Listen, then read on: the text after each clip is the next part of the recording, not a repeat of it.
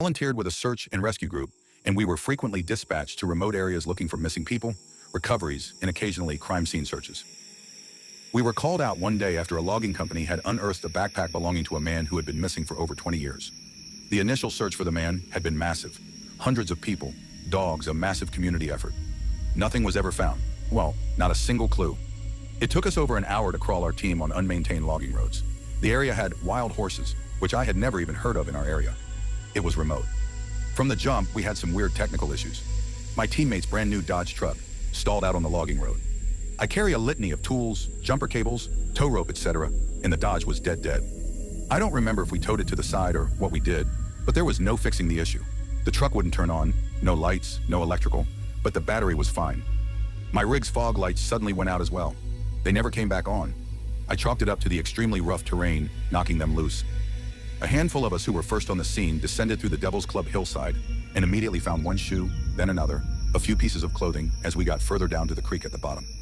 We found a mandible and then the top part of the skull within the first 10 to 15 minutes. The clothing matched the description of the missing man on the bolo flyers we'd been given. One of my teammates sat down for a break and picked up a rib that was next to him. We had been up and down the hill he sat on and hadn't even noticed the human ribs that were scattered up the hillside. That was odd. We were all trained to grid search and had done so. Had we merely overlooked 5+ ribs that were laying plainly on the ground? Maybe. It was full or Devil's Club and brutal landscape. The clothing and bones were out in the open. Our old maps from the original search showed this area was searched. It happens. Maybe the guy was on the move, and these weren't here during the initial search.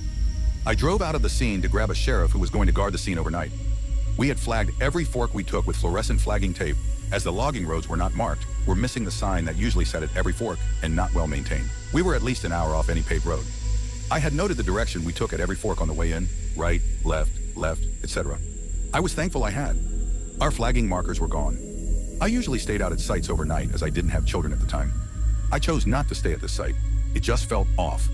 On another search for a lost hunter, we stumbled across hanging figures in the trees, made of twigs, moss, and lashed together with tall grass or vines. Straight up Blair Witch style.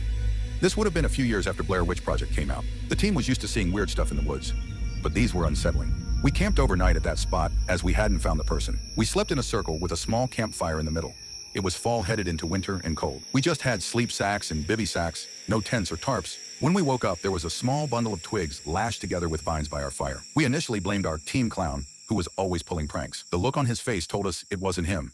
No clue who it was. Many of the old-timers swore that they had seen, heard, or smelled Bigfoot. These were tough men. Many had military or law enforcement experience, and they weren't the kind of guys to get scared.